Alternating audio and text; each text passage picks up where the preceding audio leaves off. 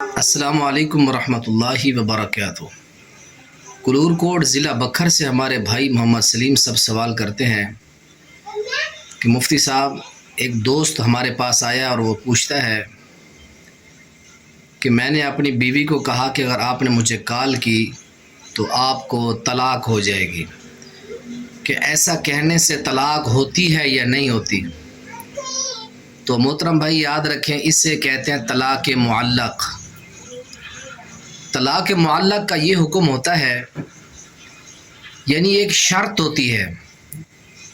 آپ نے اپنی بیوی کو یہ کہا کہ اگر آپ نے مجھے کال کی تو آپ کو طلاق ہو جائے گی۔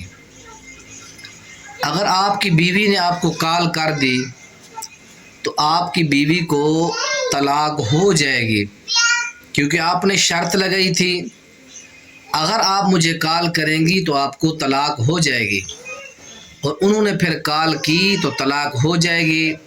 اگر انہوں نے کال آپ کو نہیں کی، آپ کو طلاق نہیں ہوگی۔